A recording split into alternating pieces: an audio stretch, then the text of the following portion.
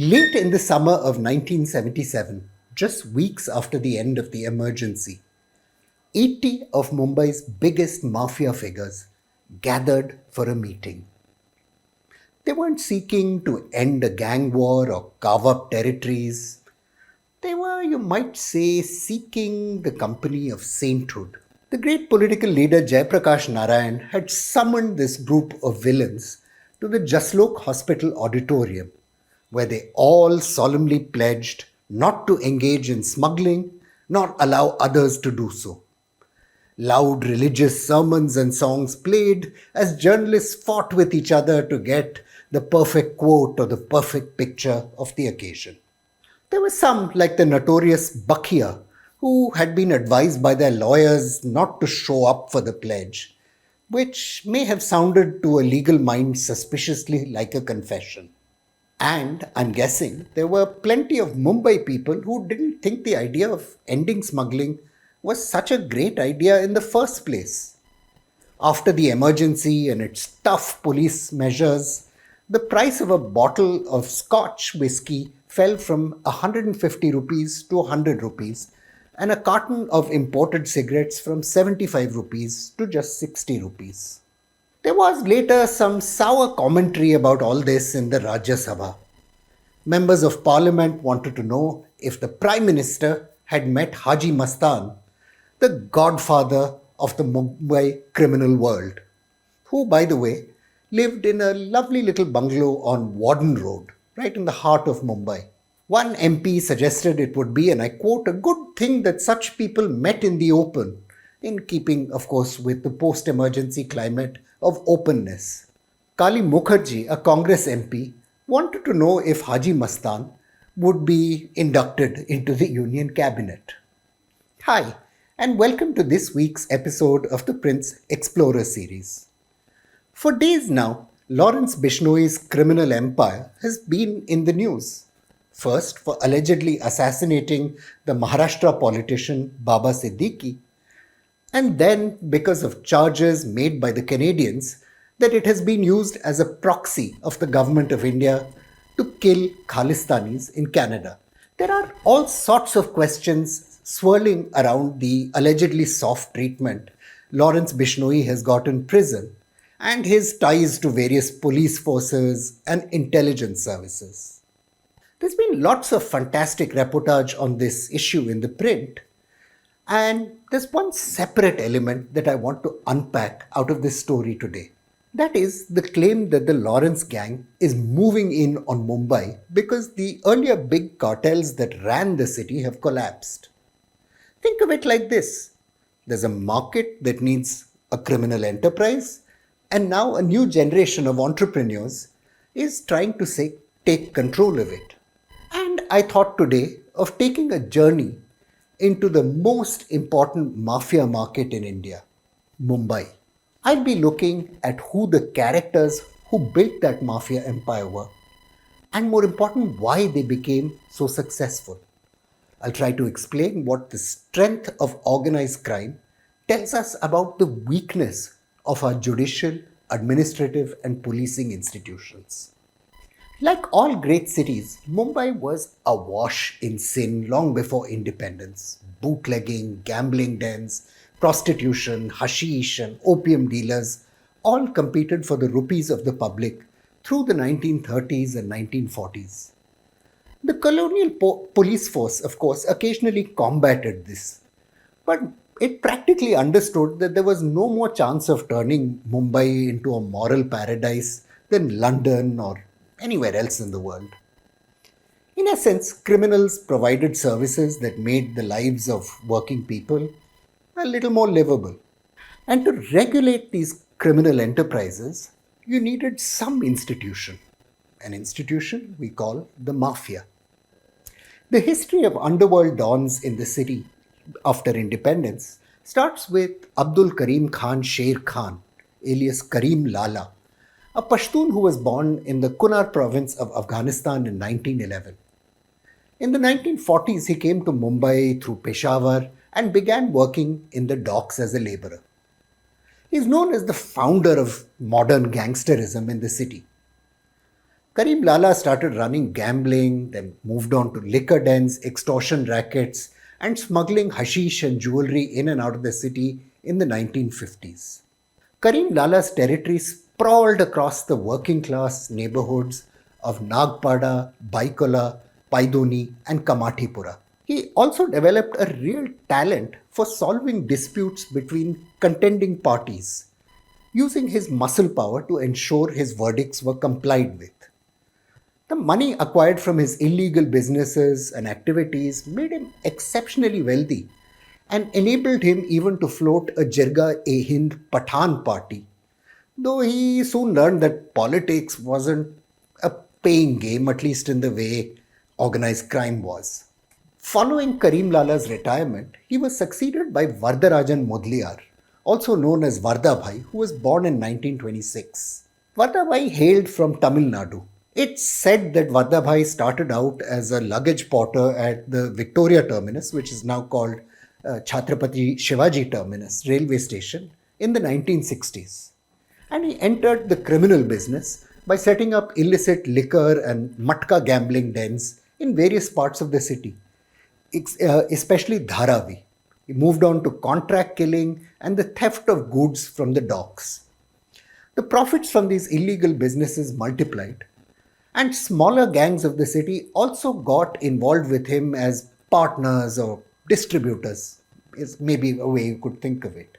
Like Karim Lala, Vardabhai had a distinct ethnic base. You see, Vardabhai lived in the city at a time when South Indians were being targeted by the Shiv Sena, and the police were also perceived, rightly or wrongly, as being biased against them. The most important figure of the times, though, was Haji Mastan Mirza, a one-time colleague of Vardabhai. In fact, in the 1970s and early 1980s, these three figures, Karim Lala, Haji Mastan, and Vardabhai, pretty much ruled the city. This trinity, had enormous support from within their communities, whose interests they looked after, but also, as we'll come to, within the wider city's milieu. Haji Mastan, who's said to have been born in 26, came to Mumbai at the age of about 17 and started working as the docks as a coolie or porter. Slowly, through small-time smuggling, he rose to prominence in underworld circles. It is said he was not so much as an underworld don, but a shrewd smuggler who rubbed shoulders with Karim Lala and Vardabhai, and eventually would rub shoulders with film stars and politicians. The economic policies of the time helped Haji Mastan build his smuggling base. It was known that he was the first don really who wanted to make his lifestyle public, and he's supposed to have inspired films like Diwar. He was arrested in the emergency under the Conservation of Foreign Exchange Act. He also floated a political party, the Dalit Muslim Suraksha Mahasangh, in 1985, which got one cooperator, Dauratram Kaule. Haji Mastan eventually died in 1994. It's said he had very good personal relations with Dilip Kumar and even Amitabh Bachchan, and Amitabh Bachchan's role in Diwar is supposed to have been inspired by the real-life travails of Haji Mastan. Story has it, the great actor even took some tips from the great smuggler on how to play the part. Now, these three godfathers came from the economically and socially marginalized communities of the time, and obviously had a high standing within their own communities and the wider poor despite their illegal activity. They made sure to take care of the interests of their communities and the wider community. So they negotiated with the police and bureaucrats indirectly on their behalf, ensuring them the loyalty of the people and a safe haven for their illegal activities. Everything started changing from the early 1970s though, because a more hardened kind of criminal started entering the underworld. Sheikh Dawood Hassan, better known as Dawood Ibrahim, born in 1955, was among the people who'd later take the underworld to a different level. And he was among this new cohort of hardened gangster. Dawood Ibrahim is the descendant of migrants from the Konkan coast and the son of a police constable who was posted in the crime branch of the Mumbai police. He started his career in the 1970s by doing what is called in Bombaya local dialect ulta palti or improper rackets. He used to sell imported or smuggled watches at the Crawford market. And like many other people, especially Pathans, were carrying out similar smuggling and related activities. Later on, many of these Pathans disassociated themselves with Dawood. And after they split, Dawood started strengthening his own gang by seeking friends from other gang lords operating in the city. He was arrested in 1974 for the first time for smuggling, but he made sure the expansion of his business survived the imprisonment. He successfully associated with other small time criminals then, like Arun Gowli, Amar Nayak, his brother Ashwin Nayak, Rajan Nair, Bada Rajan. And collectively, they carried out all sorts of smuggling rackets, collection of protection money, and settling disputes. With the help of these smaller gangs, Dawood D Company became the most powerful underworld organization in the city in the 1980s and thereafter. The gang was further strengthened when Rajan Shadashiv Nikhalje, who you know as Chota Raja, who made his name through black marketing cinema tickets and generally defying the police, joined with Dawood. It's believed that Bada Rajan was murdered in 1983 by the Pashtuns with the leadership of Abdul Kunju, who was one of Bada Rajan's associates. In 1985, Abdul Kunju in turn was murdered by Chota Rajan. And in retaliation, around the same time, Shabir, Dawood Ibrahim's elder brother, was murdered by the Pashtun gangs. Dawood Ibrahim avenged his brother's murder by hunting down the killers and, to escape the police, fled to Dubai in 1984. According to stories that circulate in Mumbai's police community, Dawood's brothers Anis and Noora looked after his operations from Temkar Mohalla in Nagpada after his escape to Dubai. Dawood Ibrahim also kept on managing his illegal business from Dubai, and construction and smuggling were the two main areas of his activity. Aided by the loyalty of his associates, by the late 1980s, Dawood controlled the whole city. His gang simply eliminated most potential rivals, and it's said that only Arun Gowli survived the carnage.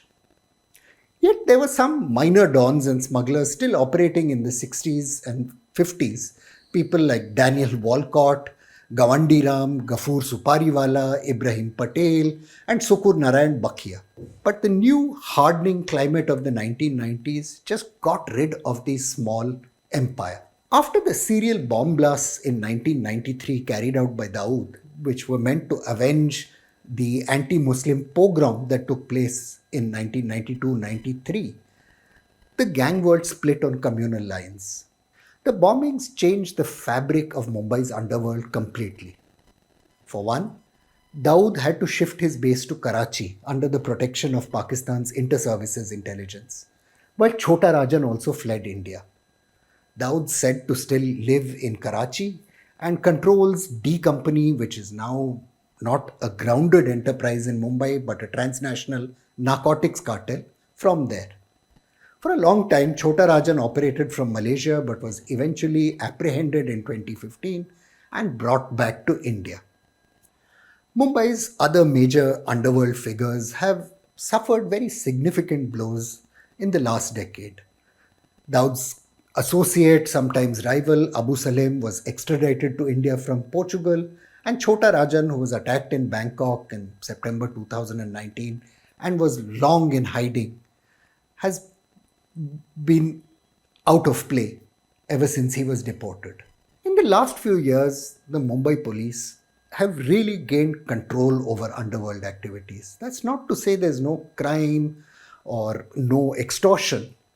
And it isn't as if the police haven't faced accusations of engaging in extortion and other gang-like activities themselves. There are some gangs still reported to be active in the city, but none of consequence. I should mention that many of these great gangsters of the past, bhais, for every bhai there was a behan. These women of the underworld were the girlfriends, sisters, wives, cousins of the gang lords. Archana Sharma, known as or supposed to have been the girlfriend of the Don Bablu Srivastav, was the daughter of a security guard in a private company in Bhopal. She came to Mumbai in the early 90s and made some unsuccessful attempts to get into the movie industry. She then got engaged in some small time criminal activity, went to Dubai in the 1990s, and got associated with Bablu Srivastav. Her main activities are alleged to have been blackmail and extorting money on Srivastav's behalf from business people and film personalities. Monica Bedi, some of you may remember, became famous for her film roles and for her association with Abu Salim Ansari. She was arrested by the police in Portugal and extradited to India along with Abu Salim. The story goes that she got roles as lead actress in various movies because of Abu Salim's influence. She in turn gave him inside information about Bollywood, which he used to extort money from important producers and film personalities. Another very prominent name among the Behens has been Lakshmi Soni, also known as Lakka, who was associated with the gangster Guru Satnam and used to, again, help with his extortion work. Similarly, Priya Rajput was supposed to be working for Bunty Pandey, an associate local subcontractor of Chota Rajan.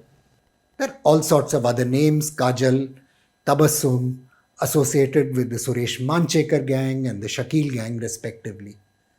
Pallavi Jadhav was reported to be associated with the Patrick Fernandez gang and was believed to be assessing the location of victims and providing information about entry and exit to various locations they wanted to rob. Rubina Siraj Sayyed, alias Heroine, is alleged to be another girlfriend of Chota Shakil. She was said to extort and distribute money to gang members in the city since he was outside in Karachi. She was arrested by the Mumbai police in 2004, but she also liaised with lawyers and took care of incarcerated gangsters, handling the financial operations that kept the rank and file of Chota Shakil's army alive. Two other prominent names are Praveen Sultana and Hasina Parkar, both of them said to be close to Dawood Ibrahim himself. Praveen Sultana was arrested by the Mumbai police on charges of circulating fake currency procured from Dubai on behalf of the D Company. She is believed to have made many trips to Dubai every year and used to get the money, believe the story or not, gift wrapped in special packets, which she used to pass on to other gang members in the city for distribution. The late Hasina Parkar, of course, was Dawood Ibrahim's sister, who's become famous as Hasina Apa. Being the sister of such a prominent gang lord enabled her to negotiate with businessmen and city builders on her own terms as an independent authority. It's undeniable that stupid laws help breed crime. Illegal liquor supply to the state of Gujarat, where there's prohibition, has always been a huge business. And before Prime Minister Manmohan Singh changed things, computer marketers routinely used smugglers to bring in chips and motherboards from Southeast Asia. Big truck financiers who couldn't hire criminals to lean on defaulters are very, very rare. The complicated laws related to real estate also played a big role in creating a space for the underworld. Since houses were largely paid for in black money, and there was no effective contract enforcement system, gang members sniffed opportunity and started enforcing their whim by killing or extorting rival groups of builders. If a plot of land had been paid for and not delivered, you couldn't get justice from the courts, at least not in any reasonable time. But one or the other bhais could help. It's also a well-known fact that some of the builders themselves were responsible for the entry of gangs into the construction industry by taking their money. Initially, they took help from the underworld to get plots of land vacated and for settling property disputes. Then they paid big gangs to protect them from small criminals who might pose them harm. The gangs even reinvested the money they made from all this with builders themselves, and many a builder was shot as a result of these rivalries, since they became identified with one mafia or the other. There are many cases of prominent builders who became victims. Om Prakash Kukreja, who was shot dead at his office in Chembur, for example, allegedly by the D Company in 1995 because he was close to Chota Rajan. Another very prominent builder, Natwarlal Desai, was shot dead allegedly by the Arun Gowli gang because he was close or said to be close to D Company. It's believed that the Arun Gowli gang also shot dead industrialist Vallabh Thakkar because he was unable to return money that they had invested with him. The industrialist Sunil Khatau was shot dead in 1994, again in gang-related circumstances. There's also been a close nexus between the film industry and the gang world. Forget the film plots and the characters. The film industry relied heavily on cash investments because it had no access to the banking sector or to organized corporate finance. Today, things have changed with the coming of corporations and big studios into the film industry. But there have been these connections since the days of Haji Mastan, Karim Lala, and Yusuf Patel, and probably still there. The large amount of money involved in film production also means there are big risks for investors, which gangs find much easier to take than anyone else. What does all this mean? Well, in essence, the circumstances are still there for a mafia system to rebuild itself in Mumbai. The courts are inefficient, so people who have large amounts of money at stake prefer to make the payments needed to gangs to get their business done. People who need investment, moreover, and have trouble accessing it through formal or conventional means, find bhai willing to lend a ready hand. And most important of all, bhai can ensure everybody plays by the rules at the point of a gun. Is Lawrence Bishnoi then going to be the next D Company? I don't know.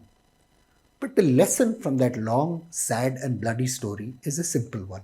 Till India builds functional, working institutions that can play the role they are supposed to in regulating business and the social fabric of a city, we will always be vulnerable to the rise of new mafia empires. I'm Praveen Swami and I'm a contributing editor to ThePrint. Thank you for watching this episode of The Print Explorer.